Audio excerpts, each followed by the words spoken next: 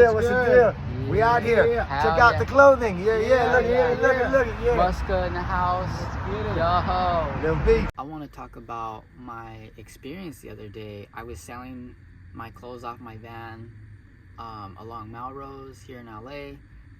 You know, I'm not from Los Angeles. I'm from New Mexico. So it's easy to like be like starstruck because it's just not normal to like see certain people. I'm selling my clothes. You know, it's a pretty decent day. I'm kind of like surprised, you know, there's some good energy out. And I'm just sitting down and I look back and I'm like, see this car pulling in and I'm like, oh my God, like that's Chad Muska. And for anybody who doesn't know Chad Muska, any skateboarder would be like, that's like, what would you say, like one of the GOATs, like one of the greatest skaters of all time, you know, who really pioneered his own style and made a really huge impact on skateboarding. So I really like freaked out because he doesn't live in LA anymore. He lives like out in Ohio, is just like living off the land. But his story is insane. He was one of those skateboarders that came to California in the 90s and was homeless, and eventually became one of the biggest names in skateboarding, and also like a really successful designer, especially shoe designer. Out of everybody I see, he's parking right next to me, and he's also with this other skateboarder named Brandon Turner, who also has this insane story. I'll have to like attach like their like documentaries below that give you an idea of like why this was so crazy to see them, especially together. And a little bit of background on Brandon Turner. He, you know, a big part of his story that came out recently was he had broke both of his legs falling off a bridge running from the police, and that would like end any skateboarder's career. But this guy came out on top and did things on his skateboard that made people question like their abilities and like how long they can do this. And oftentimes in LA, I think about blueprint.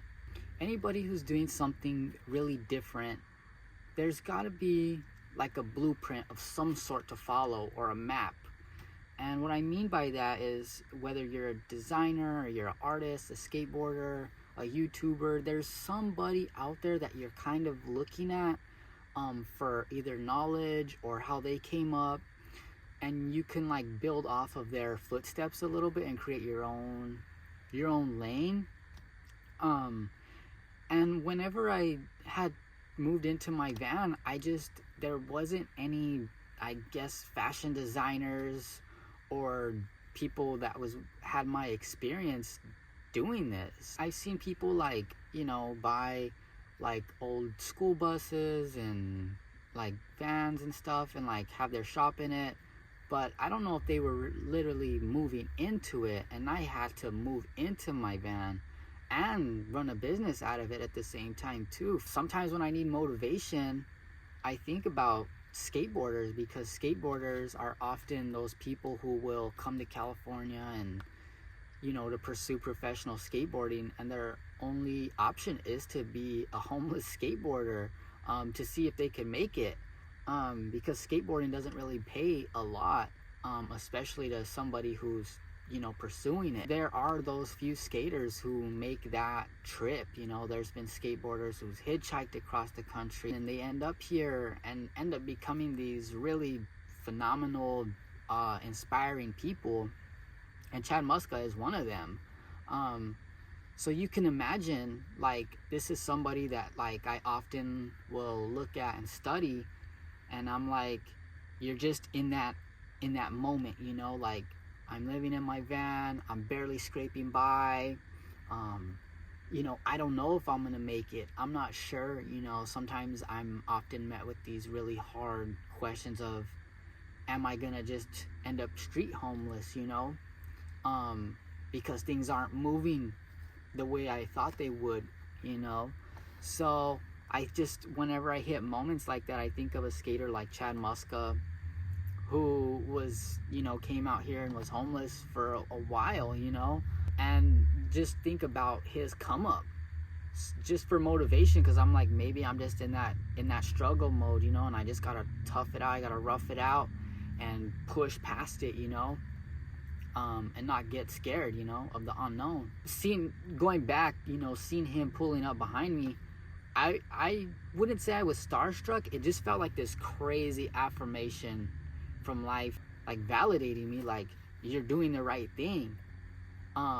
Because there's somebody, an example of somebody, maybe not like me, but who took a big risk at one point in their life and, you know, became really great off of that risk. And to see him in the flesh next to my artwork and my clothes, I was just stunned. I was like, this is insane. You know, out of everybody that would pull up and park behind me, he hasn't been in LA for years, and he was just, you know, he was just visiting for like a week. Out of everybody, you know, he stops by, it's me. I was stunned. You know, I was just like, I can't miss this moment. I don't even care what he says about my work. I don't expect anything. I just want to say hey and thank you. And that's exactly what I did, you know. And I didn't want to miss that chance. Like, I'm not really a big opportunist. I kind of just let things happen. But seeing him, I was like, I gotta say something. I don't want to, you know, miss him walking away or something. So I hollered at him, told him a quick, brief little thing about me. I'm out here living in my van. Told him about my work really fast. Check it out. He came with Brandon Turner, and they checked my work out, and he just talked to me like if I was just another local in LA that knew everything. And I was like, in my head, I'm like, I just barely got here, you know, like a few months ago. I don't really know much. And even as he was walking away, he kept like turning around and being like, keep going, man, keep pushing, like keep creating, as he was like far away. And I took it in as like a miracle or a blessing. And it was something that, you know, money couldn't give me that feeling, you know, because that was just one of those wild, you know, rare moments that doesn't happen all the time. Just let everybody know, like, life can do those things, you know, when you take bold risks, you know.